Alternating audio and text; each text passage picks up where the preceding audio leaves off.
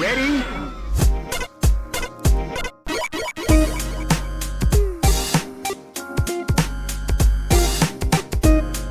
Hello, and welcome to Rhythm and Pixels, episode 38-5. We're your hosts. My name is Rob Nichols. I'm still cold. I'm tired, man. I am so sorry, but I am a sleepy Rob Nichols today. Every week, we listen to great video game music. Every month, we then decide to do a podcast to bring it to you. But we do it on time. Sometimes.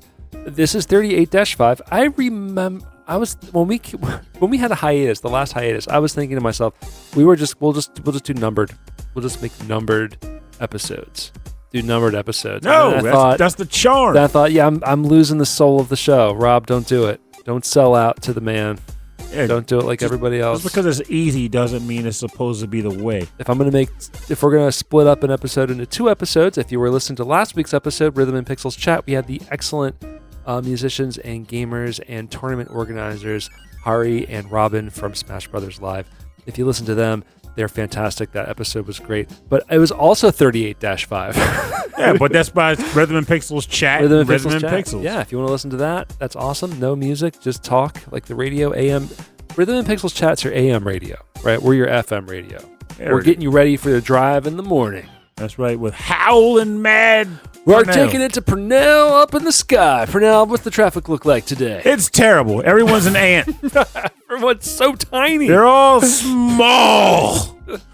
Why are you all so tiny? Well, there you go. If you're on the 95 going into Newark, then you got no trouble. Just drive right over them. Just drive over those little tiny people. Got nothing to worry about. So I'm keeping up. But I did start. I did start renumbering my files because my files were numbered, but it was the title of the track and the MP3 tag had the episode number. So trying to find and remember where things were became very challenging. Couldn't it be RP and RPC? No. I mean, the number's like 38-5. That's what I mean. So instead of like being 38-5, the file said like 322. Oh, that's a problem. Which is fun. I was like, oh, look how many episodes we produced. Wait, which one's which? Crap. Having a heart attack. So I had to use different softwares to find files because they were all tagged. Anyway, last week we talked about Smash Brothers with some excellent Smash Brothers players and musicians. Today, we're going to listen to Smash Brothers music. Or music from games for the characters Pernell, over to you. In Smash the Brothers. I have had severely disrupted sleep in 3 days, and so it's a very strange feeling right now. Like you're getting loopy, Rob. I don't even have that excuse. I just get 5 to 6 hours of sleep at night, and I need to change that. But yeah, I don't. If you can do it, you got to. You got to do it. I can't. There's always something I want to knock out before I go to bed. Next thing I know, it's 3 a.m. It's like, well, I got to be up at 8. Yeah. So if anyone's keeping track, I'm about 25 hours into Hollow Knight. And I almost didn't stop playing last night. And then I thought, if I don't, I'm not going to get enough sleep. It's literally the exact opposite between us. Like, I have trouble getting into games right now. Like, yeah, you're hooked on Hollow Knight. I'm worried when it's over. What am I going to do next? You'll play another Metroidvania. That's like exactly what I'm going to do. I'm just going to find a Metroidvania. Or you'll just start crying over Silk Song like everybody else is doing. Oh, that's like a sequel that they're not going to produce, right? They're still talking about it. It's not gone. It's just in limbo. It's fun. There's other Metroidvania style games. There's a ton of them. Yeah, so then I'll find something good. It's no big deal. But yeah, I've just got to the Abyss. I've got the Shade Cloak, which lets me do like a dash through, like it's like an invulnerable dash, which is nice. That recharges. And yeah, and the map is still slowly filling out, and I'm still surprised at how much bigger the world is becoming. It's a massive game. I went back to the initial starting area, and it was infected from another area into completely different with powered up enemies. And I'm like, oh, this is rad. This is super rad. Oh, so every enemy there is a previous enemy, but they're just like freaking out on you. Yeah, like kind of mixed up. Yeah, and the whole environment looks different now. I like the sound of that. It's really cool. Oh, the thing is, though, I'll say this. The story makes... I can't follow the story. And I don't know if it's the way it's written or if it's just like it's written like one of those like big high fantasy things where it's like the king is returning and he must go this way. please tell me. And I'm like, what does any of this mean? I just want to explore. My story is I'm a beetle man. Yeah. And I'm trying to clear out a cave of other beetle men. For me, I'm just so... There's a dung knight. I'm just so excited to explore. The only thing that really drags me down right now, and I talked about this before, was like having to travel too far to get to certain sections, is the boss fights, because I'm really bad at games. And so boss fights take a long time for me to do. And if I'm not still exploring and discovering and I'm stuck on just a boss fight, I get really frustrated and bored. Whereas I'm the guy that beats his head on the wall until it's dead. I do. Christy has watched me. My wife has watched me spend an hour to 2 hours on like one boss, just trying to do it, and then finally doing it, feeling really good or bad. One or the other. How would you feel bad when you succeed? No, if I don't succeed, and I spent my entire free time, very limited, tiny free time, doing that, because there's the joy, and I think that's what I'm discovering. The joy of this is the discovery. So maybe what's next for me is one of those like more open world style games, because maybe that's exploration with lack of heavy challenge. Less, and less structure, because there's the linear style to this game. You need abilities to get to new areas, and that's how they're kind of like driving the story, quote unquote. But maybe in an open world style game, I'm like, I'll just go into this thing and see what this does. The Grand Theft Auto style, or maybe I'll get a Switch and play Breath of the Wild or Tears of the Kingdom, or Crowns of the Kneecaps. That's something that could exist. You can make it today. I could make it today. Yeah, Crowns of the Kneecap. There it is.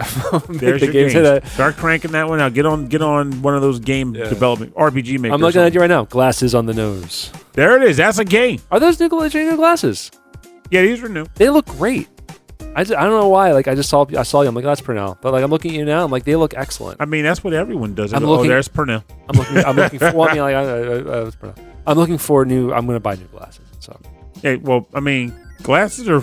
I hate shopping for new glasses. I know, me too. But when you get them and they actually sit on your face, and they don't fall off. That's pretty much a relief right there. Yes. My last pair, they were narrow and they just kept falling down my face. I hated that. So now I'm pretty much going to stick with the wireframe. Mm-hmm. I think, because it's just they stay better. I will. I like the look of the acetate. Yeah, they're nice glasses. They've been treating me well so far. I am grateful for them. I can see out of them. They do that whole transition in the sun. Yes. I'm doing all right with these things. I consider and that blue too. Blockers. Sweet blue blockers. Oh, so is that part of the transition, or does it just have that? It just has them. That's good. So I'm good for like screen staring and stuff too. That's good. And speaking of screen staring, I'm going to just throw it out there to people, if there's anybody listening to this and they're like, hey, Pernell doesn't play a lot of games. Well, what the hell happened with that guy? He used to be all in the mix and eating the Jello. He used to be one of us. He used to be the cool guy. And the answer is... You're still playing stuff for that other podcast, right? Yeah, but it's not the same. I'm playing them specifically because I'm reviewing them. It's not because I'm like, I'm going to jump on this game. It's not joy. Well, it's not as joy. I'll give you that, because there's definitely times where I'm like, I'd rather be playing something else, but I made the promise. I got to stick with this game. With that said, I think a large part of why I also haven't been playing as much is the abundance of choice problem, which is when you have so many options, you can't settle on anything. So I will say Monster Hunter Wilds may be getting some time soon, because it's the hot topic of my social circle. I just got to find the time to play it. But with that said, if anybody's listening to this and they go, here's a game Pernell should try to play and sit down through, assuming preferably if I own it too, that's even better. But if you could think of a game where it's like, that would be a cool game for Pernell to play that through. Just went right by. Oh, I have to call it out. I catch myself. If you could think of a game where like, hey, Pernell would totally love this game, he should give it a try.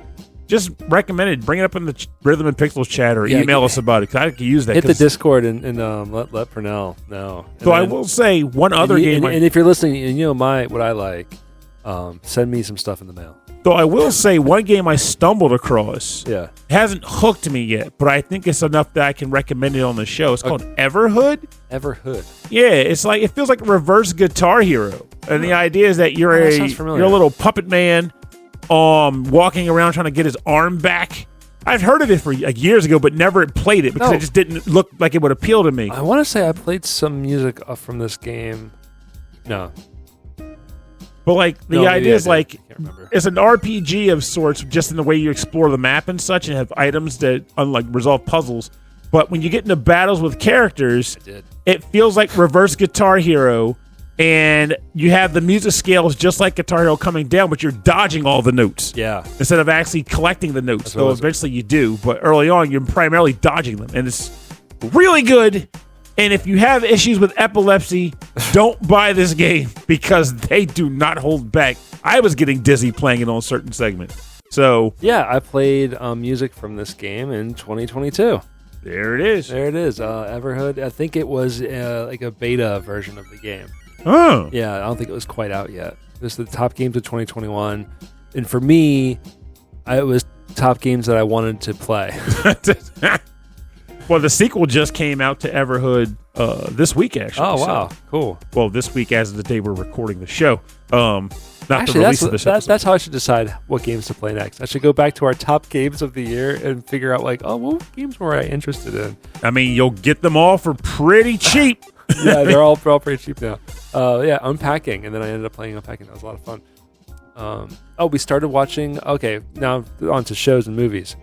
Pernell, you always recommend or talk about shows that you like, and then me and Christy listen, and we're like, yeah, sure. And then they throw it in the bin. And then we eventually watch it, like The Good Place, and we're like, oh, this is the greatest thing ever. From From. Yeah. Recommended from Pernell. Yeah. Incredible. Wait, you actually watched it? We couldn't stop. We stayed up, watched 3 episodes in a row. Because it's freaking good. Absolutely incredible. It's like not the best acting. Some of the writing's a little hacky. I think a lot of them are new actors, though. The main guy, he's been in movies. He played Mercutio in the Romeo and Juliet that took place in like the L.A. hood. He was also in Lost. So that's right. Yeah, he was. One of the Lost, reasons why I was content with getting into the show in the first place was because he was in Lost. And the people who did this show also did Lost. It has that kind of feel to it, yeah. And they came to him and was like, we want you to be this character in this show. And he was like, I don't know about that because I don't like how you guys handle Lost. And they said, no, it's not going to be like that. We actually had the entire story mapped out already. Like, there is no swinging from vines. Okay. I'm so glad you said that because I'm watching this thing. I'm like, oh, it's so compelling, but is it going to be one of those shows where it asks more questions than gives answers? Well, there's going to be questions, and you might find yourself in moments where it's like there are more questions than answers, but the show is meant to be 5 seasons long. They know the roadmap. So you know that you're going to get your answers. Yeah. So long as you're interested enough to just watch it in general. The show's going to come out as they want it to. And you're going to get the answers when the answers are meant to be given to you. It's not going to be, the network wants 2 more seasons. I'm so glad. Let's throw a Truckosaurus out there now because the kids love those. Like, there's not going to be that. That's and I'm great. Content with that right there. It is compelling, and it's exciting, and it's terrifying, and I like it a lot. I'm really into it. So we're going to keep watching that. We're watching a show called Common Side Effects. Have you heard of that one? I've seen pictures of little cartoon people. Yes. So it's by either the creators or the animators of Scavenger's Reign, which is probably, I think it's one of my top shows all time. All time. It's so good. It's only 1 season. Didn't get picked up for anything else. They but as a story on its own, it works very, very. It ties up really nicely. It is heartbreaking and scary and disgusting, and it's so many things. It's you need to check it out. It's so good. So as a person who collects Garbage Pail Kids, I would appreciate that. I don't understand. You said it's disgusting. Well, I mean, like I'm trying to say, like it's just a lot of different things. I know. I'm just yeah. But it's mainly people trying to survive on an alien world, and what would that alien world look like? Disgusting. So the Squishy. The other one, Common Side Effects. It's in a real world, except it's a guy discovers a mushroom that can cure anything, and so he is being tracked down by the government because they want to be able to control medicine around the world. Big Pharma's hiring hitmen trying to kill him, and he's just trying to figure out ways to cultivate this mushroom. But the characters are so real. They're so interesting. Like the 2 FBI agents, they don't know who he is. Like, and they don't know why. They just know they have to like follow him and stake him out, and they're so funny. They're so interesting. Maybe I'll start that because I've seen it pop up on my services. They're short. Yeah, they're short. They're like under a half an hour an episode. There's only 4 episodes out right now, and yeah, it's really fun. It's real. I'm so glad that they've got to tell a new story.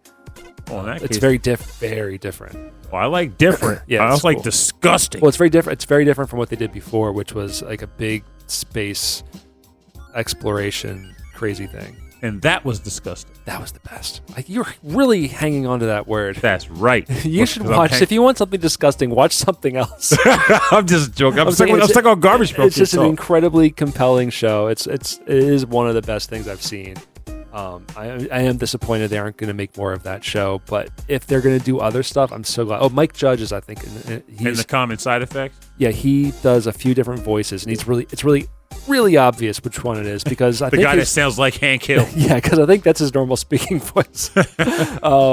Yeah, mushroom and mushroom he's accessories. Produced or executive produced or something. So, yeah, he's very funny in that. So, but it's not mainly a funny show. It's Bobby. He is kind of like, and it's funny because they do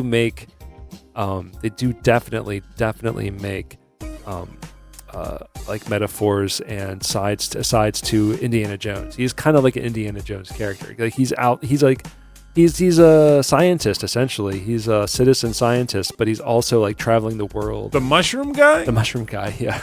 And he's just like, he wears like a button down with no shirt underneath. His I honestly thought he was going to be a stoner who just stumbled across the mushroom. No, he's a scientist. He's amazing. Interesting. And you love him. Like this whole show, like you just want him to succeed. He's so cool.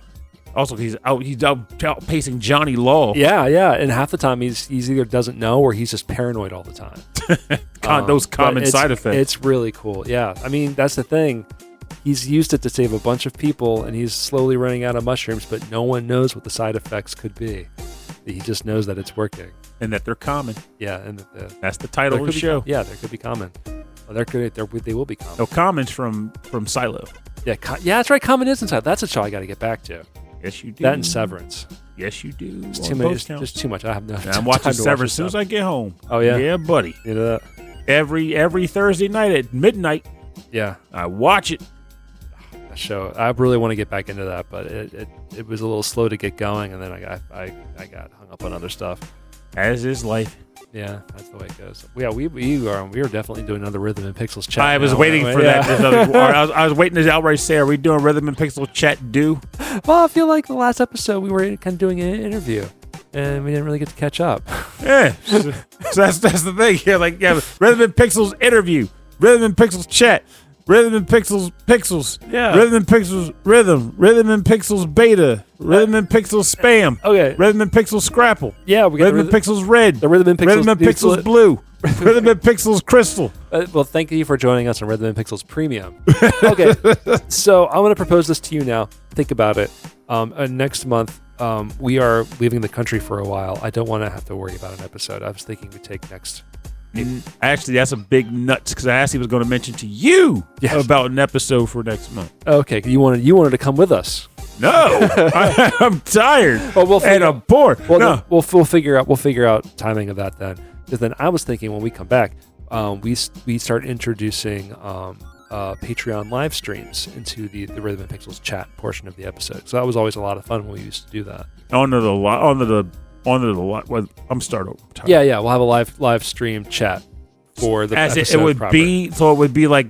Well, we'll talk about the logistics later. That's why I was more getting caught up in the logistics, not the concept. Yeah. Exactly. So the concept seems fun. Yeah, we'll just have people on. Also, just means you have to play games again. Yes. Oh wait, no. Yes. Yeah. Yes. I don't think I know what we're talking about anymore. This episode is about Smash Brothers, not the Mario Brothers. Not the Koch brothers. The game. Not the Wachowski siblings. I was thinking of the Matrix. Super Wachowski sibling. But this is the Smash Brothers. So what if the brothers smashed? Is that what we're talking about? No, we're not. No, we're not. No. We're not discussing that. All right, let's look back on let's go back to the tape and figure out what went wrong. We're talking about Mario, Luigi, right? Yeah, they are brothers. And they're smashing. No, they're not. We are talking about a series of characters I'm like a child. that are throwing together. They are throwing fists. Super Throwing Fist Clan. That's what we're talking about today. Super Throwing. Don't you love how freaking slang comes about and then you apply it to things that have already existed? It's like, well, that just feels tarnished now. Yeah, it's done. Smasher Bros.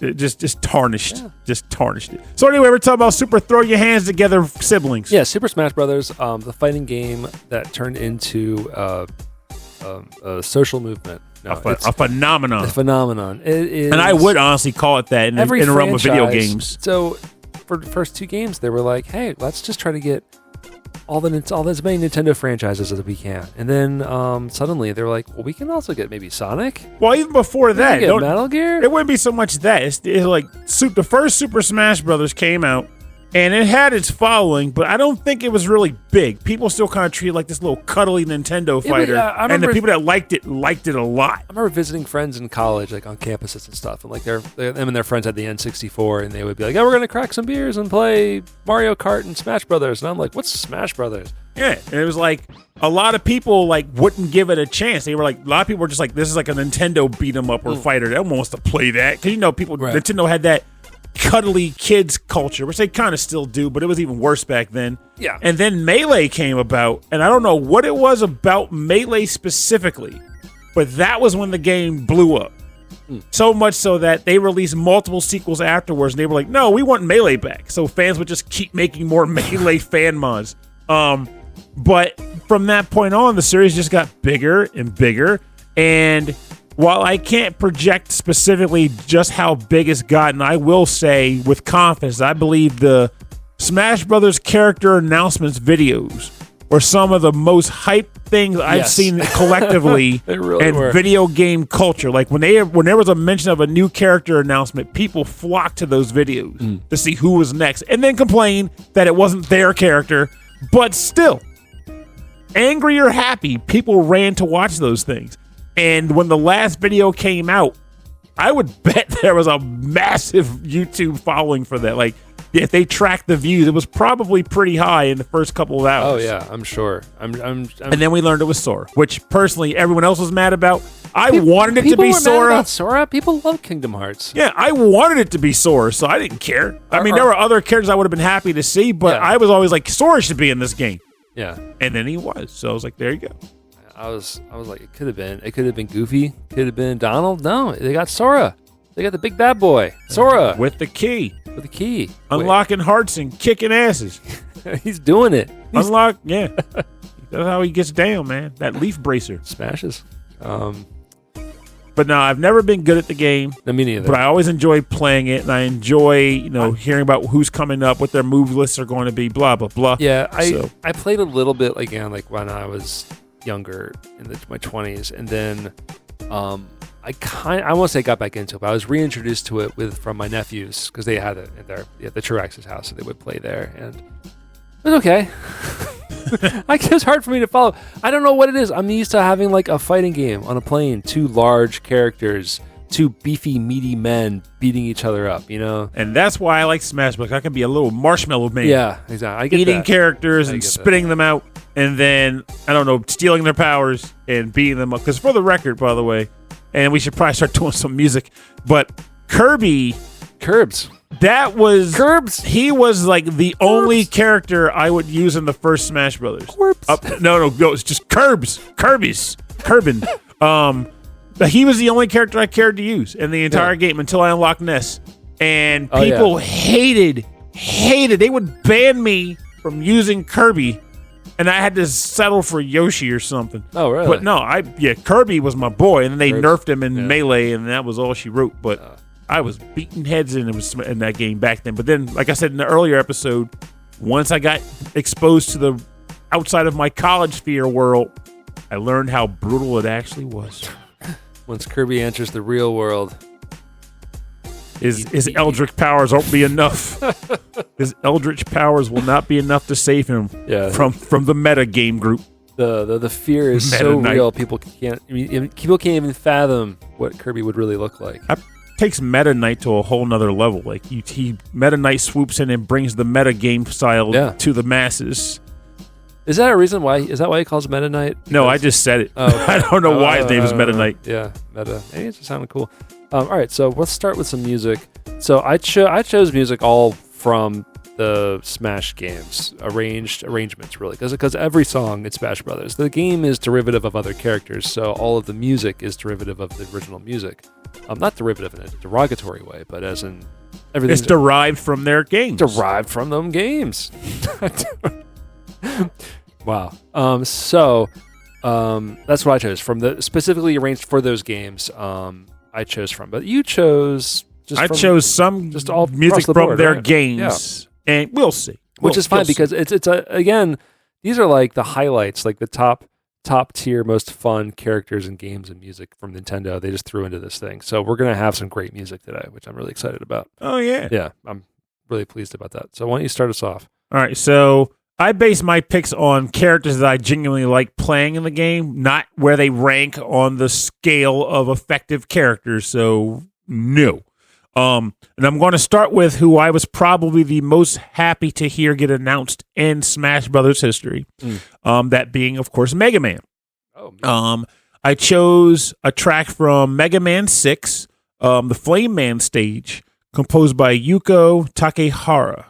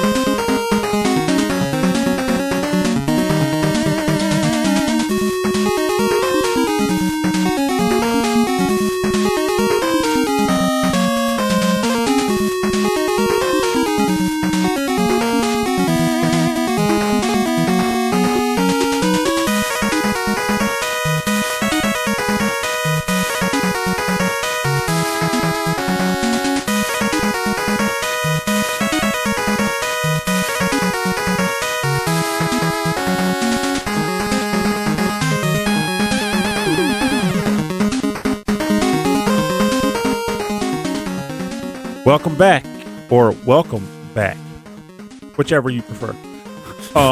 You're listening to the Flame Man theme from Mega Man 6, composed by Yuko Takehara. This is excellent. I mean, this is, first of all, that intro is super cool, and this was a later cycle. Like, this is later in the life cycle of the system. This was the final NES game. Is it the final NES game? No. The final NES Mega Man game. I was trying to say. Okay, yeah. But it is still also one of the last Nintendo games to come out. It is. It sounds sophisticated. You know what I mean? Like, there's so many. This is a game that elements. it includes all the experience that was honed from working with that hardware for so many years. I mean, There's no samples in it. It's just the noise channel and the square waves and stuff doing their business. But they've got like little pitch bends, little flourishes after each note. If you listen to some of the sustained notes, it does like a tremolo at the end. And even at the beginning, when the track loops over, there's like a little bit of a drum like break where kind of you feel it. You really feel it come back around. Now we're not quite there yet in the track, but it's this section here. It's like they came up with a whole other... A genius. A Yuko genius. Like, where did that come from? Came from Yuko. Here comes that little drum break. No, I'm telling you, it came from Yuko Takehara. Yeah, right there. Yeah, pretty much. The funny thing about this...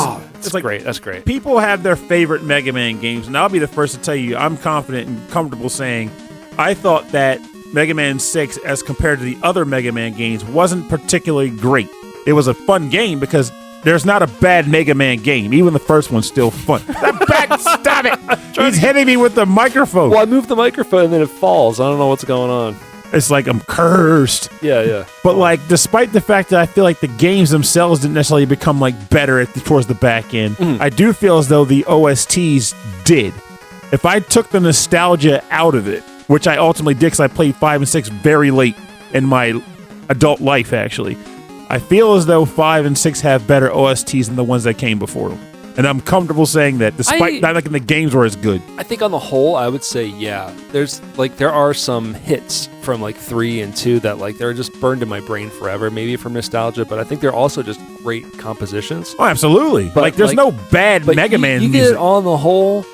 Like 5 and 6 are just, like I said, like the arrangements on on this hard. It's so sophisticated. It's so new, and their songs are longer too. Mhm. They're doing a lot more with it. So I like it. I mean, Gravity Man might be on from Mega Man 5. That's my might favorite be one in of my that game. favorite NES game like songs ever. It's definitely mine in that game. Now, as far as this character in Smash goes, I also chose this because I feel like even though it may not be considered to be particularly effective with him, this is my favorite attack that Mega Man gets in the game also. Oh, good. He gets a variation of like the flame burst or whatever the heck it's called, where he basically takes both arms and he shoots at the ground and makes fire pillars come up on both sides of him. And conceptually, that sounds really awesome. He's just like making fire pillars rise up by injecting force into the ground. But from a gameplay perspective, it makes him wide open to get the crap beat out of him if you miss. So, user beware, I guess. I don't know. I still stand by the belief that I feel like if they ever made another Smash Brothers game, they should retool Mega Man. Yeah, Mega Man is a favorite. People like seeing him, the little guy. Yeah, I want a Mega Man 12. Where the heck is it, Capcom? You're snoozing. They are. You're going to get, what was the other one they made? Big Hero, Mighty Number 9.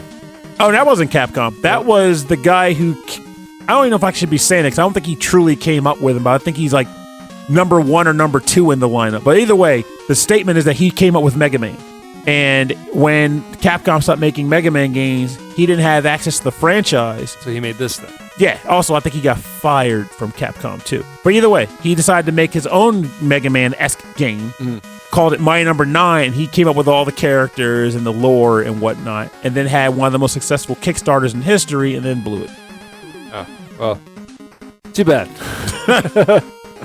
maybe I'm hoping he's working on something else. So I will say one last thing. And that is, once you get past everything that came out of the frustration that came from that, Mighty Number 9 is an okay game. It's not a terrible game. It's okay. I think that's the thing with Kickstarters, and I'm only gonna, and then we should just move on. But like, the thing with Kickstarters is that it's a great model to get not just hype for your game, but to get initial investment into it, right? Mm-hmm.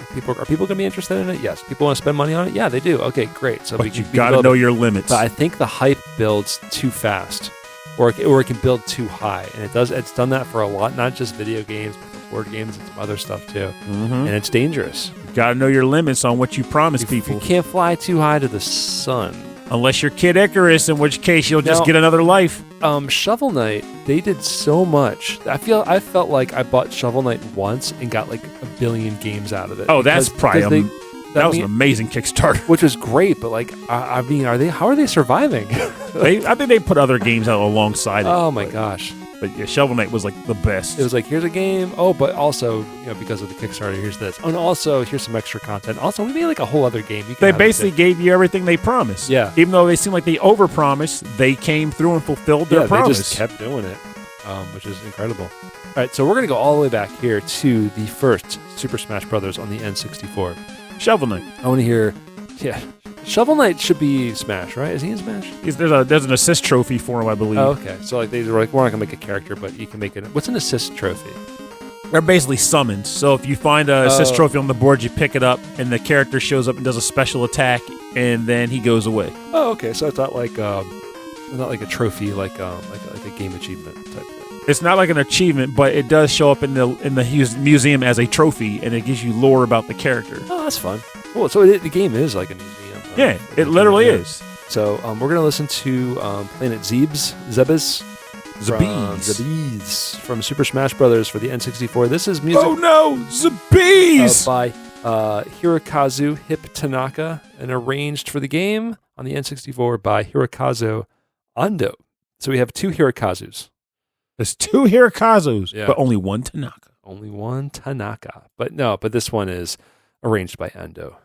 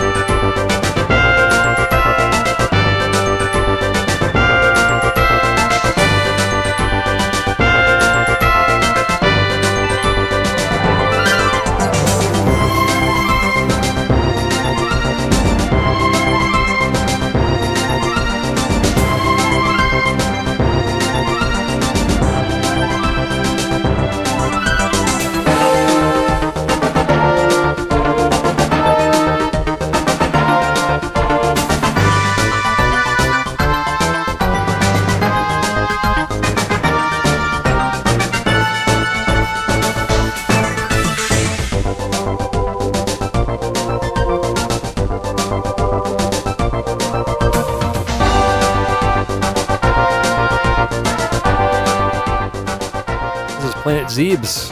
Zebs.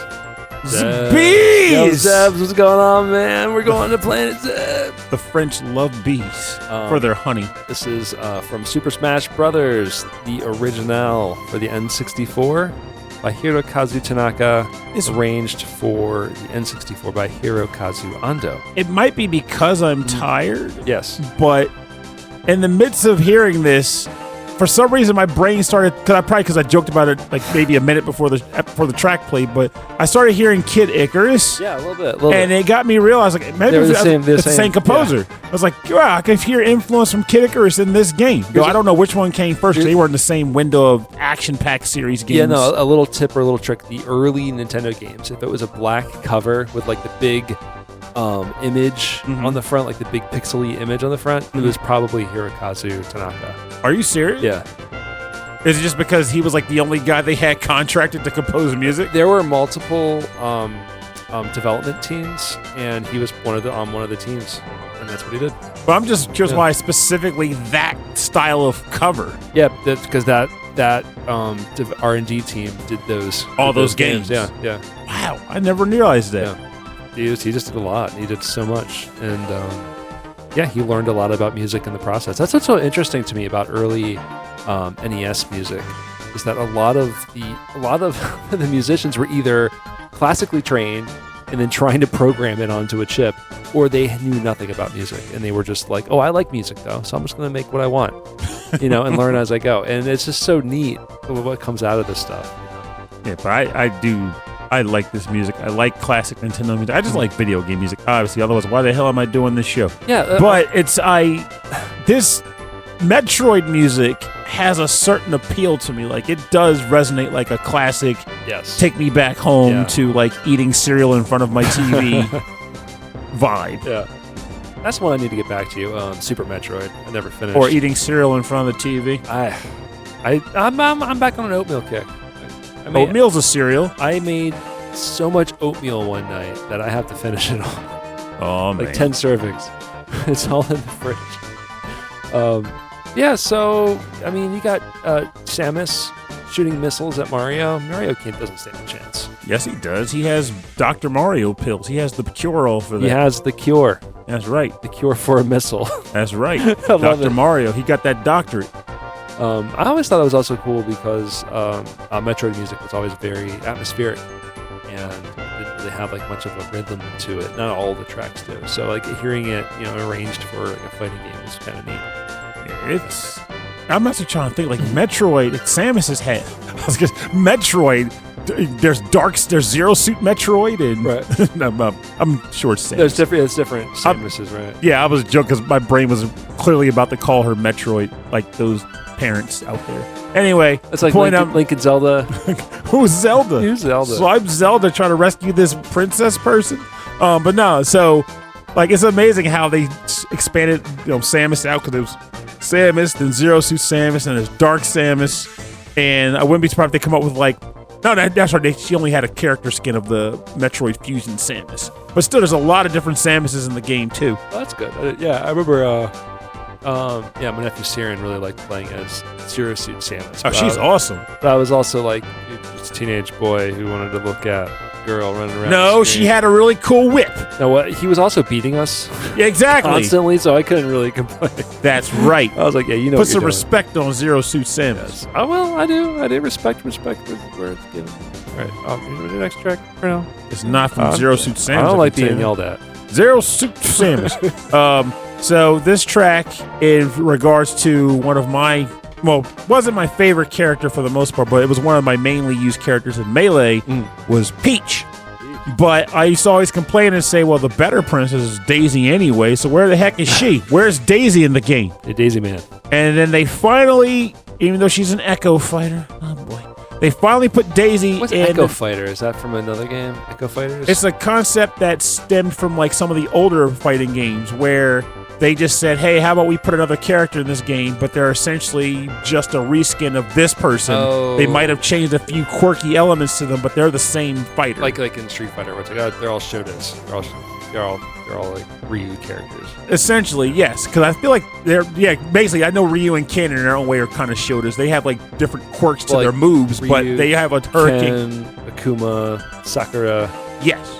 Exactly. Though I feel like Sakura, her moves, I guess she could still be, because she just had that weird uppercut where she dashes instead. She still has a fireball. She still has a Shoryu. She still has Tatsu. But in this game, it's more like very much to the layer, like they perform the same, except the buttons are still doing the same thing. Buttons are the same thing, except maybe her throw pushes the character back a little more. There's an extra frame to it. It's like technical stuff. Anyway, despite the fact that I was unhappy that they made Daisy an Echo Fighter, I was still just happy that Daisy was in the game. Right. So I took what I could get. And I'm including her because, again, put some respect on that name. Daisy's from Tahasra Lane, and she came a long way to kick the crap out of you. This is from Mario Strikers Charged. This is Daisy's theme from that game. And it comes from Next Level Game Sound Team being Chad York, Darren Dotke, and Mike Peacock.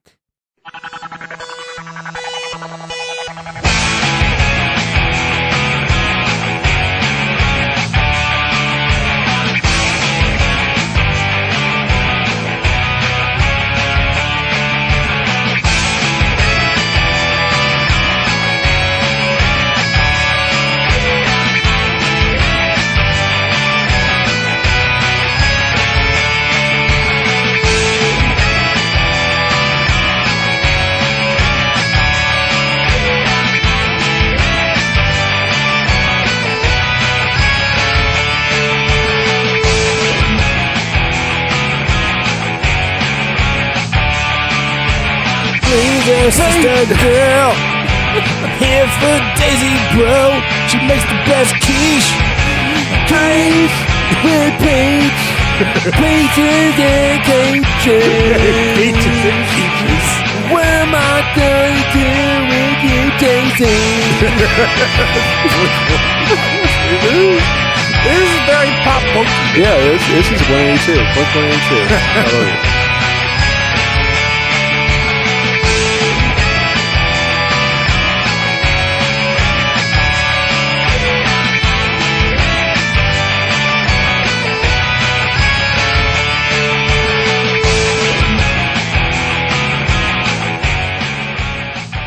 Welcome back. You're listening to Daisy's theme from Mario Strikers Charge, composed by Toad182. Yes, that's exactly what it was. No, actually, it's composed by Next Level Game Sound Team, consisting of Chad York, Darren Dotke, and Mike Peacock. This is very different. I like it. I like it a lot. Yeah, again, very early 2000s pop punky rock.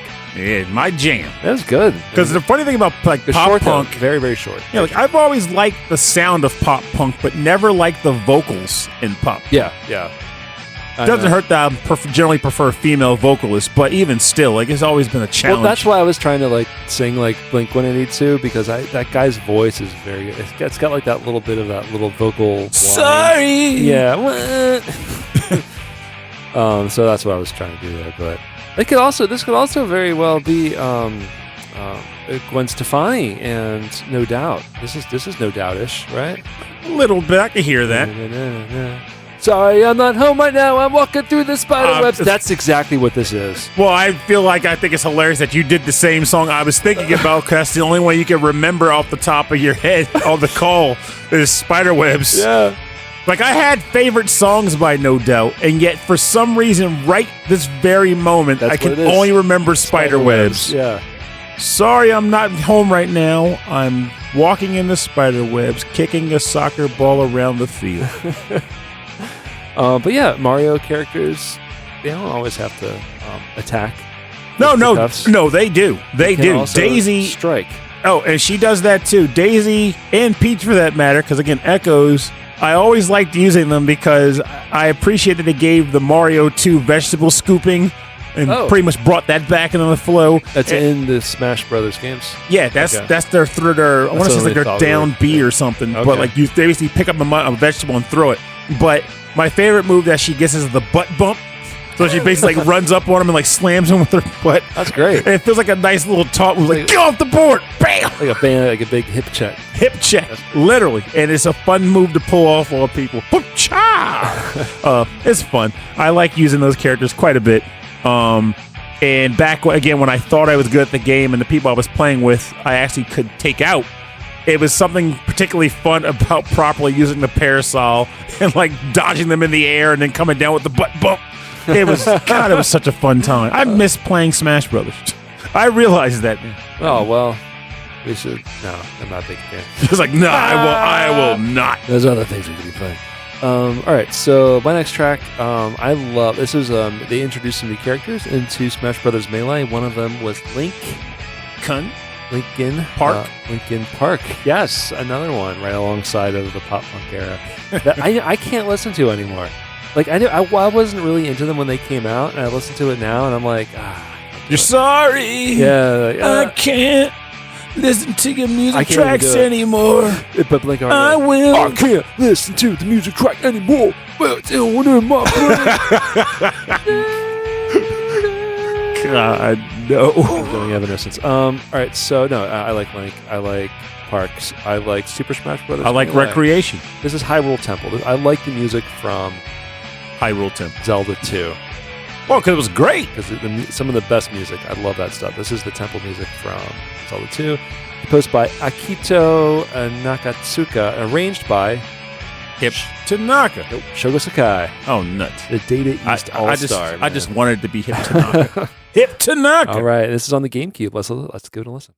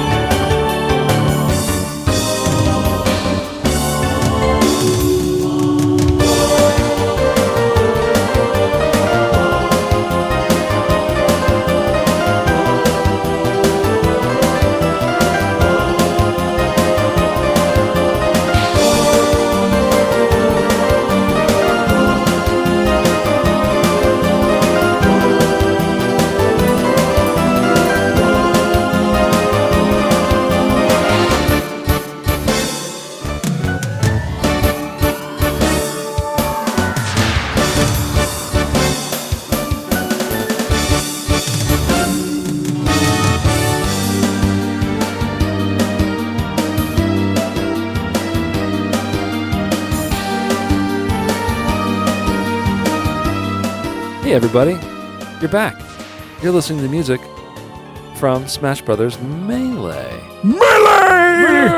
Hyrule Temple. We should get the guy who does the voice. We should get him on the show. I wish.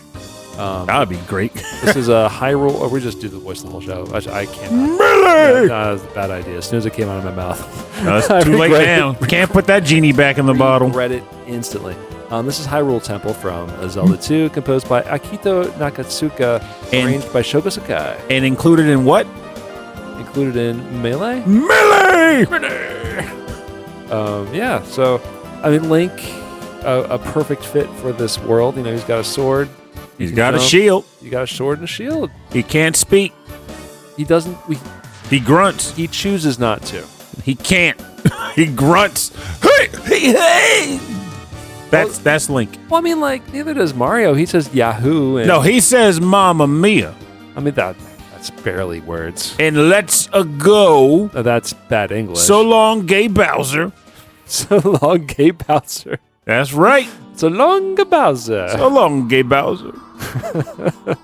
He does that. I love it. But anyway, this is a great arrangement. I feel like They started the series off by doing arrangements of the music.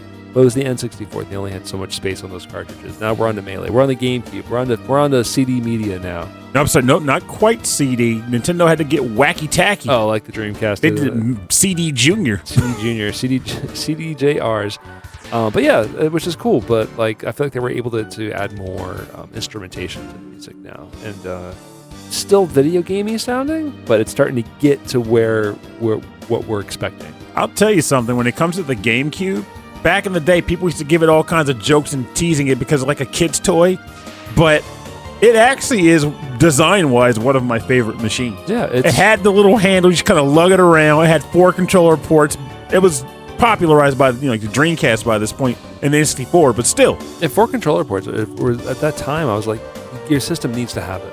Yeah. Well, sadly, we still don't have that for a lot of these games, but now they're all wireless. It doesn't matter anymore. But like having the 4 controller ports, and then they start doing all the cool random stuff with like the the Game Boy Advance link cables and all that. Yeah. Like the GameCube had some serious chops, and their little baby disc just was the icing on the cake. Yeah, a lot of innovation, and I feel like being able to take your GameCube somewhere easily was an overlooked thing. Oh yeah. Because now the systems are so big and they're inexpensive. You're not going to do that. Oh, I'd still do it. I just don't have the reason to anymore. But back in the day, the GameCube and the PS2, I lugged those things everywhere. I know, but I mean, you're not going to pick up your PS5 and take it I'm going to Grandma's house. If I had if I had a reason, you take your Steam would. Deck. Yeah. Well, as I'm saying, I don't have a reason to it. And if I had people willing to play PS5 and they didn't have one, and it was a matter of taking my PS5 with its games to another place, I would totally do it. Totally do it. But as it stands, I'm generally solo Gurk McGurk, so I'm Steam Decking and switching everywhere. And playing it in restaurants. What's your next track? Bring your Steam Deck. Bring your PS5 to a restaurant. Oh, I would. Yeah. Oh, I have to get on the TV. Why can't we watch the game? No, Pernell wants to play Shin Megami Tensei 5. You bet your sweet Bippy. This comes from another favorite character of mine, in that I didn't expect him to come in the game. I wasn't particularly jazzed when he got announced, but when I got to play as him and hear this track while I played as him, I was very happy, dropping fire hydrants on people's heads. This is Pac-Man, and this particularly the track is Pac-Man's Park, or rather that in Blocktown. It's a remix or whatever. Okay. From Super Smash Bros. Ultimate. I have no idea who composed it because it's Super Smash Bros. Ultimate, and they just do. All right, well, we'll figure that out. Let's play some tracks.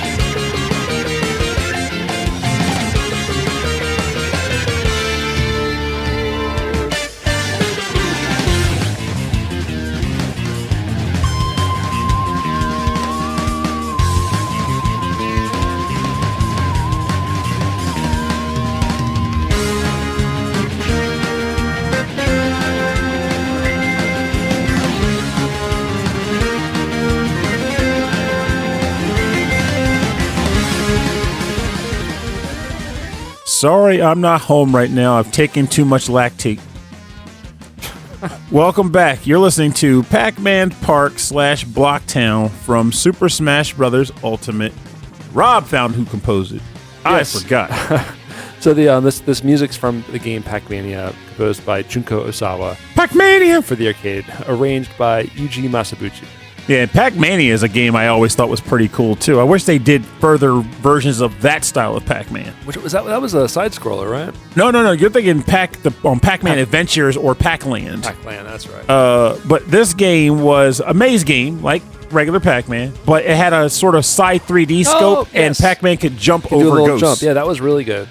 I remember we at the arcade I used to work at, we had it was a cabinet that had Pac-Man, Pac-Mania, and Dig Dug and Rally X on it. It was all like on the same machine. Oh. And this one was like a sleeper hit. We were like, oh wait, this is actually a really good Pac-Man game. It's great. Yeah. It's a lot of fun. But I became obsessed with Dig Dug. That's all I played.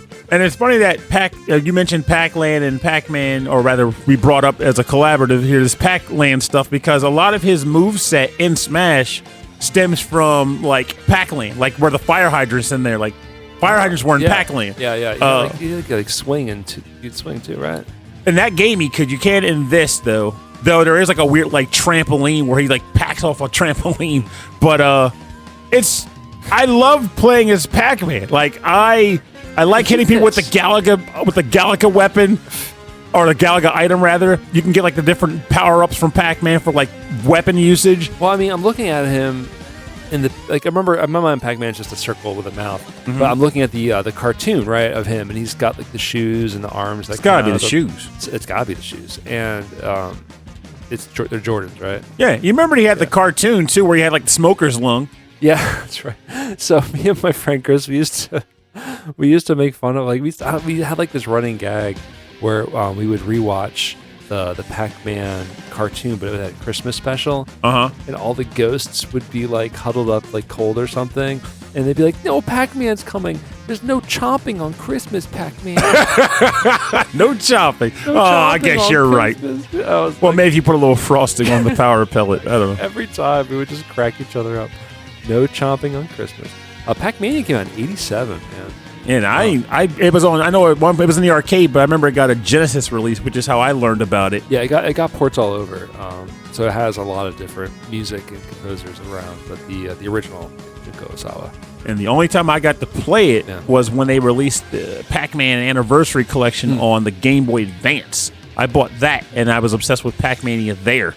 And it's addictive. I am playing on my phone, on my Apple phone. It's called Pac-Man 256, and it is. Oh, that's one of those like massive. I know Pac-Man 256 is like a. I'm trying to remember what it was. It was like one of those like weird arcade games. You're trying to beat multiple scores. No, but I want to say you're playing it. No, keep going. Yeah, that's like the Xbox version of it. This is really like it's like an endless run of Pac-Man that just keeps scrolling up, and behind you it's glitching out, and you get like weird power ups. Oh, that's right, because it's called 256 because that was the level the original Pac-Man just froze, right? So like the glitch is like chasing you down, and there's just constant ghosts everywhere. It's really challenging. It's actually been a really good game, so I've been enjoying that one. So it's just interesting. Like, listen to Pac-Man. I've been playing a lot of Pac-Man. And it's just fun to play Pac-Man because I started doing it in Smash, but I ended up doing it in regular Pac-Man games because I would go to barcade now. What I've taken to as a habit is going to barcades, and if they have a Miss Pac-Man machine, I set the high score before I leave. That's just the thing I do. Yeah. And when I get really into it, or people are egging me on at the arcade, like, "Oh, he's not going to do it," and I'm doing like mega. So I'm just sitting there, this grown man, just and at the end when I'm playing Smash Bros, I'm actually beating people as Pac-Man. I will mack 'em all over. It's a lot of fun. I like taunts like that where I can just take weird sounds from the character and just like repeat them ad hominem. It's fun. Anyway, Pac-Man is a great character. Pac-Man's a great character, and I love that he's an ultimate. I feel like he fits the world really, really well. All right, so I'm going to play music from Smash Brothers Brawl. This is the next game on the Nintendo Wii, where they introduced some characters such as Solid Snake from Metal Gear Solid. That's right. And so Also, one thing about Solid Snake, we'll get to that. You do your thing. Well, anyway, I was going to play the arrangement of the love theme from Metal Gear Solid 4 was in the game. I don't think I'm going to play that one. I might save that one for later. I'm gonna play a cover of Sticker Brush Symphony. Oh, well, since we're not going to talk about Snake, I do want to mention, did you know... Snake! Did you know one of the weird... Like, they put a lot of love into Smash Brothers game. Yes. Did you know... I'm guessing you did, but you know that they made it so that when you play that game, there is an Otacon... Or rather, there's a Colonel Snake conversation for every single Smash Brothers character. Is there? I didn't know that. So, like, if you... I can't remember if it's a standing or a taunt or something, but if you go into a battle... with individual, like a 1v1, or sometimes it's like randomized, but essentially he'll request information on the character he's fighting, and the guy like, Snake, that's Palutena. She's the goddess of the overworld. For every single character? For every character, they've got one. Oh, wow. And it's like so much love goes into that. That's so cool. Oh, maybe I should... No, I'm not going to play it, because I like Sticker Brush Symphony better. It's just a good song. This is music by David Wise, arranged by Michiko Naruke.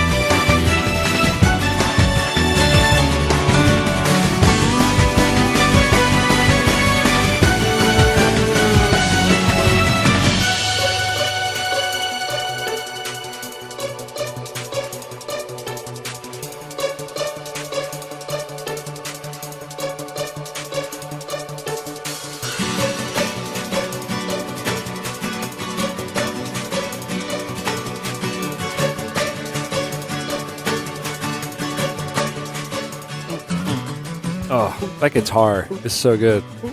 This is Sticker Brush Symphony and Super Smash Bros. Brawl for the Nintendo Wii. This is David Wise, arranged by Michiko Naruke. Holy moly.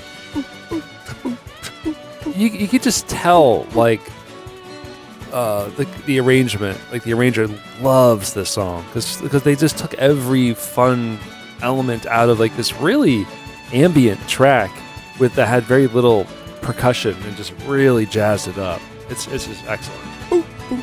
Yeah, this might be one of my favorites. It always floors me just how loved this specific song is. This and Aquatic Ambiance, particularly those two. You think of the VGM, the Video Game Music Hall of Fame All-Stars. Up at the very top, everyone knows Wily Castle 2, and then right below that, Sticker Brush Symphony. Yeah. That's just where it's at. Or maybe like the DuckTales space. The moon is definitely one of them. Moon, and then Sticker Brush Symphony is like right up there. Which also almost makes you wonder too. If you went across, I almost want to have a poll, but I don't think we have enough reach for it. But if we did, it'd be awesome. Be like, we want multiple people from multiple age groups to give their top 10 tracks or most recognized tracks. Because I do wonder what people generations after us perceive as their greatest tracks. Because we grew up with these games. Those kids did not. They grew up with 360s, They might be talking about the Halo theme as their top track, which makes me sad, but I can totally see it. Like the weight, like the lobby music in Call of Duty or something. Yeah, I mean, it's possible. Like they grew up with completely different games, which means their nostalgia ticks different boxes. I'm remembering now for a show I was thinking about having it just all different versions of Sticker Brush Symphony. There's just so much of it. It's just like I can listen to it all day long. I really can. It's a beautiful song. It's interesting that it's in Donkey Kong Country 2. Mm-hmm. It's 2, right? It's in 2. I don't remember. Yeah, Aquatic Ambience is in 1. Yeah, that I know for a fact. Sticker Brush Symphony's in 2. Because I spent most time playing 1 and then fell off. I haven't played really much of either, and as far as platformers go, they didn't really appeal to me as much. So, well, the thing about the music is excellent. Well, I kind of tell myself I want to go back and play, maybe even just do the most recent one, Tropical Freeze. But the thing about it was like when Donkey Kong Country 1 came out, and I remember how hyped it got, and it was a fun game. I am not going to dismiss it. It was a fun game. But the real thing about it was that it was Nintendo not having the N64 ready yet, and they were trying to combat what was happening on PlayStation and Saturn. So they were like, yo, we got this new age platformer starring Donkey Kong. I thought they were developing it for the 3D system, but the system wasn't ready to go, so they just spriterized. I mean, if that's the case, I don't know it. The way it happened in my childhood eyes was that I got a VHS tape in the mail. Yes. Saying, hey, here's this secret videotape detailing Donkey Kong Country. I had a videotape that was all about Street Fighter, I think. That was all like, hey, the new Street Fighter's coming out. Like, those are elements of this era of that era that I miss. Like, even if they did put something like that on YouTube, it doesn't have the same oomph as like this tape coming in the mail. Yeah, because like not everyone had it, and it was definitely like you thought you had something special that was special and unique, but really it was just a targeted ad, a mass-produced VHS tape. Yeah, really was. I think we're on to the part of the show that we call the bonus round. Bonus round. I thought you were ready. I want to play some tunes now. Maybe a remix or maybe a cover. We'll find out which in a minute. Going to do the remix now. I thought you were. Can you do it again in the Melee voice? Bonus round. That's pretty good. Melee. Bonus round, melee. Okay, anyway, the bonus round is where we play covers and arrangements and remixes on our theme. And wait a minute, they've already done that for us. But I still cheated. Yeah, me too. What you got? So the last character is more so not so much a character that I wanted, so much as it was a character I was like, I can't believe they put this guy in the game. I am so glad they did that because it is true nostalgia in effect. And that character is Rob, our robotic operating buddy. Yes. Also Rob. My name Nichols. Yes. So the track I decided to go with is an actual remix from Gyromite. Oh, neat. Which is one of the 2 games that he was made to play. What other game? I thought that was the only one. Stack Up. Oh, Stack Up. That's right. Yeah. No one had Stack Up. No. Gyromite was the one everybody had. Gyromite's the one, yeah. But this is the Gyromite VGM remix of Game A. Basically, back in the day, they had like choose the track for your play. Right. And this is composed by Polygon. I think Paul, like Pauly Shore, Polygon. Yep. I love it.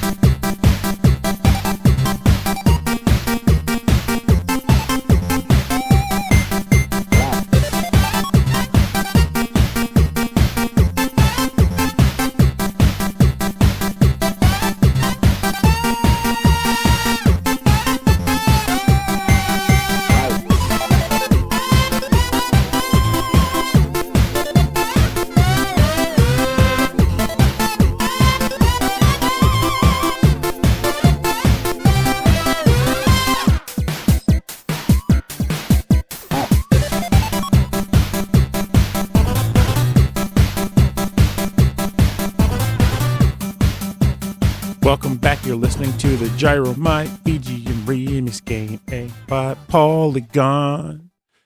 It's Gyromite. It's Gyromite. What's not to love about? What's not to love about Gyromite? I honestly, I would like to see them do something with that again. I would like to see you try. I don't have programming skills. I would say Labo, the thing with the cardboard stuff. Was Gyromite though? No, not specifically Gyromite, but Gyromite was like, let's make like a fun plastic toy that works. No, Rob. Well, Rob was his own thing because Rob was meant to be using more than one game, and then they stopped at 2 for some reason. But you need Gyromite to play the game, though, right? Or no? No, you needed Rob. No, you didn't even need Rob. All Rob's purpose was it could hold a controller. That's what I did. And it wasn't the actual NES, so it was like a pair of like weird buttons. Yes. One was red and one was blue. Yes. And it could manipulate them in a very light, uncomplicated manner. Right. So with that in mind, you didn't need him to play those games, though. He was meant to be like, you don't have a player 2? Well, you got Rob. He'll be helping you play. Oh, I see. Okay. Yeah, like you didn't need Rob to play those games, but it just was cool to have it. Okay. So you're saying like you want more of like a Gyromite style game. Yeah, I would love to see Rob come back in some weird way too, but I was referring to the game Gyromite. Oh, okay. Yeah, that's one I actually never played. My uncle has, the only reason I played it. Yeah. Again, when the NES was a thing, he was a mid-teen, early teen rather. So he got it for Christmas and a little bit of stuff with like some of his like summer job money. Mm-hmm. And I got to play his games. And then when he was a teenager, like a later teen, when he could get his first, part-time job, that's when the Super Nintendo was a thing. Mm-hmm. So I got to play all my Super Nintendo games because of him. But again, that's why I got to play Gyromite, because he got the power pack when it was new. Oh, I see. So it came with Gyromite and Duck Hunt. So that was the pack before the one everyone talks about being Mario and Duck Hunt. That's interesting. Yeah, it's interesting that like that's what everyone really remembers. Mm-hmm. But yeah, when I got an NES, it was definitely much later in this system's life cycle because I got everything secondhand. So like my early games were the games that no one wanted, like Dick Tracy. Oh, mercy. Yeah. I was like, oh, I get good at this game. Never got good at that game. I'm Prune Tracy. But yeah, I don't know. Like the NES had such a weird boutique of titles that it always feels cool to go back and discuss what were your NES games growing up. Yeah, everyone had like their games, and they weren't the same for everybody. Yeah, like a large swath of mine were, again, the bargain bin games my dad bought from Woolworth because he's like, I'm not buying you no $50 game. Here's this Star Soldier game. Iron Sword and the other one, the first Wizards and Warriors? Oh, loved those games. I played those to death. I never got to play Iron Sword until well later, and when I got to play, I was like, that's the thing though, right? Like, you remember this being really good, right? Yeah. And I remember Wizards and Warriors as being really good. But when I played Iron Sword later, it drove me crazy. Nintendo Power made it look like an amazing game. I liked the way the graphics looked, how colorful it was, the expressive sprites. And then when I got to play it, it was the frustrating jumping that I knew from Wizards and Warriors, but I didn't have the nostalgia to back it up. So I was like, what is this game? The last time I played it, I probably was like 12, so or maybe younger than that. So yeah, I don't quite remember. Iron Sword. Okay, that's probably like 9. All right. Okay, so my last track of the show, which is the bonus round track, is actually an original track created for Smash Brothers Ultimate, and that is the theme Lifelight. I think it's the theme song. I forget. It's like it's the main theme. I'll know it if I hear it. But this is not the original for the game. This is arranged and performed by Patrick Bartley and the J Music Ensemble, which I played a lot on the show. I love these guys. This is Patrick Bartley on saxophone, Max Boyko on trumpet, Ben Sutton on violin, Garrett Manley on guitar, Wallace Stetzer on bass, and the amazing, absolutely incredible, I love the one, everything he does, Norman Edwards on the drums. Saxophone. Too good. All right, here we go. This is Lifelight.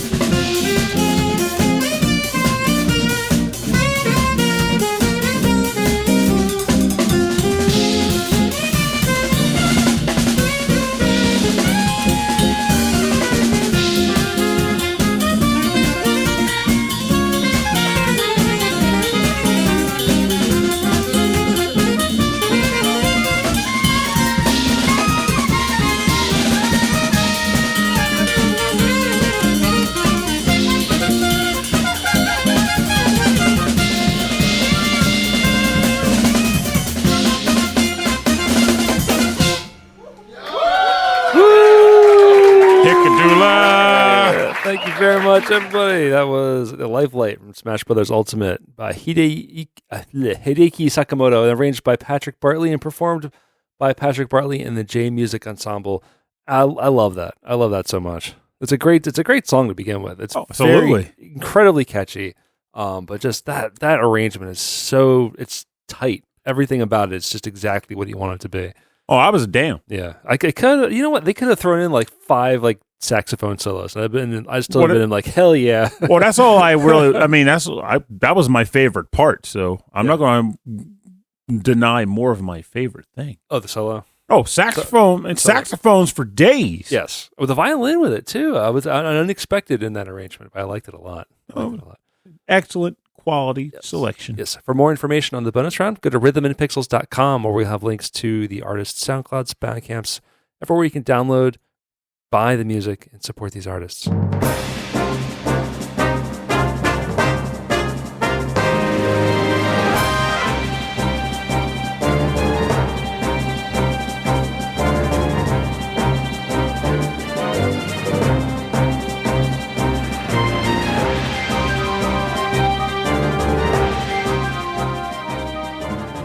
Thank you for joining us on episode 38-5 of Rhythm and Pixels. This is our Smash Brothers episode, probably one of many. I can't believe we've done this show for almost 10 years and I've never done a Smash Brothers episode. We did that one where we picked fake Smash Brothers Yeah, I liked that. That was good. We were like, we're just going to jump ahead to the sequel. Super Smash Brothers Infinity. Yeah, do you think you'll beyond. Do you think you'll play more Smash Brothers after this show or no? It depends. I mean, I'll never really get to play with humans, but I have enough of them at home, and I have a lot of characters to unlock in Ultimate, so technically, I could just mess around with that. Definitely, listen. If you're listening to this show and you like what you heard, go back and listen to last week's episode where we have a chat with the fine folks at Smash Brothers Live, which is, just a fantastic band, and they organize tournaments with 3-minute levels specifically because their arrangements are 3 minutes long, which is pretty awesome. Which is great. And so the whole thing is a concert/game tournament/hangout, and they do it in Chinatown in New York City, which sounds fantastic. It's close enough. So maybe one time they come around here, we come around there. Yeah, it'd be fun. I mean, like I said, just 2 train rides away. The 2 train rides? No, because once you get there, you have to take a connect. Actually, it's 3 train rides. Connectings, to get from here to there. But on my mind, I'm like Philly. I'm like, yeah, you just get there and you're in Chinatown. It's fine. No, it's not that big. New York is a mess. It's a big mess. New York is a big mess. Thank you, everybody. No, even people that live in New York know it's a big mess, but that's part of the charm.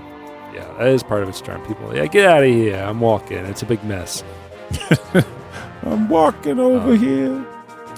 So anyway, if you would like to see a full track listing of this episode, get access to all of our episodes, and even get access to our Discord, you can find it all on our website. I still do that. Yes. .rhythmandpixels.com. We own the domain at the domain level. It could just be rhythmandpixels.com. But if you want to add the W's, be my guest. The Wily World Web. The Wily World Why we World Web. Also, if you want to get in contact with us, if you want to say hi or hello, if you are a video game remix artist or a composer or a developer, we'd love to hear from you.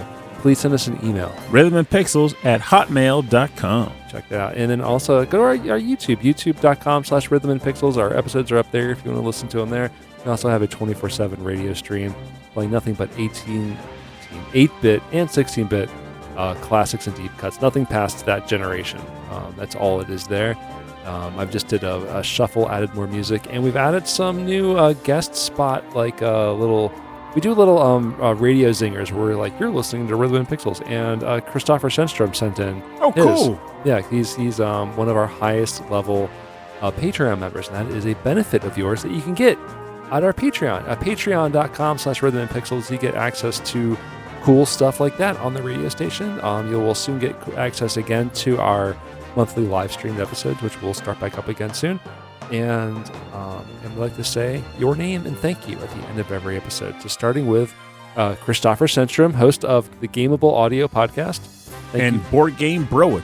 Yeah, very much into board games the same way we are. But yeah, very, very cool. Thank you so much, Chris, for supporting our show. I want to thank you to Corey Clark and Khalid, all of you. Thank you so much, Khalid. Always really appreciate getting those nice emails from you. Nice here today. So yeah, really, really nice. I also want to thank Kristen, GameFan44, Antmaster, Brian Pitt, Cameron Worma, Carlos, Kung Fu Carlito, Chris Weisner, a.k.a. Musashi219. The Wise Guy. David Good. Put an extra O on there. David Taylor, Enchilada Regol, Harold Howard, Jamie Palomari Guy, Triple Jeff. We got Justin Schneider, host of XVGM Radio, Kitty Sparks, Leslie Martyris, host of the ReVGM podcast, Rage Cage, host of the VGM Emporium podcast, Reinhard Silkova, Steve Miller, Taco, and Zach Thornbach. So thank you, all of you, and many, many more for supporting our little program that we do. Definitely appreciate it. We've been at this apparently for 10 years. Almost 10 years, yeah. We started up in, Life is strange. Yeah, there we go, 2015. Yeah. In November of 2015, and then soon after we moved, and then we moved again. Yeah, and I moved once during that. Yeah. Like, life has changed a lot. Yeah, Tell me about it. My life is very different now. But yeah, so all of you, thank you so much. The money goes towards hosting the files. It goes towards equipment. It goes towards the podcast service. Potentially traveling. Yeah, traveling when we had to do that, and also the costs for the Zoom subscription and cloud subscription, all that stuff. There's costs associated with everything with podcasting. You can do things very cheaply, but things can go wrong very quickly. So I really appreciate that. So thank you very much. Next month we're talking about having some extra guests on. Mm-hmm. Love doing that. Love having people on.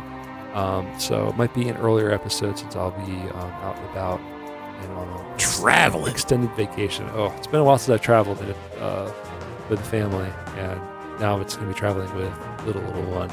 Oh yeah. Ooh. Prepare for popped ears. Just saying that. I know. I'm really, really scared. I wonder if babies can chew gum. No, but there's things you can do, like pacifiers and stuff like that. Oh, okay. We were going to get rid of, we do the pacifier at bedtime, but he doesn't have it at all during the day. We're not going to wean him off of that just yet until after this trip. There you go. We need everything we can get. You want to watch all the Miss Rachel you want? Do it. Miss Rachel's busting that iPad right out. Yeah, totally. Baby lying in a crib. You got any more of that, Miss Rachel? Yeah, you got that. Scratches his neck. All right, thank you so much for listening to the show. My name is Rob Nichols. And I'm Pernell. We'll see you next time. Have a good night. And remember, items or no items. No items. Fox or Fox only or other characters. Final destination. Multiple Foxes. Auto-scrolling stages or none. Doesn't matter. No. What matters is that if it's what you want to do with the game and you have the means to play it in that manner, you do it. Because that's what you enjoy most about the experience. Now, with that said, if a tournament happens, you do what the tournament says. Or you make your own tournament with blackjack and hookers, whatever you want to do. But that also kind of applies to life in that sense too, right? There's the right way to do things and the wrong way to do things, and there's the whatever the heck I feel like doing way to do things. You keep your stuff in check and your life in order. Don't be a jerk to humanity or other people in your purview. And beyond that, do whatever the heck you want. It's your life. You get one. And who knows how much time you get with it. So just flourish to the best of your ability. And don't let anybody tell you what you can and cannot be, because the hell with those people. They ain't paying your bills. Yeah. It's a mess. It is a mess. It's an absolute mess. It is. But you don't have to be. But do your taxes. That's coming up. Oh, God, I forgot. I actually do need to do my taxes. Well, I don't know. If they cut the IRS, they might extend us a little grace. No, they ain't cutting that. They ain't cutting that. That's money. No, they actually are. All right, good night, everybody.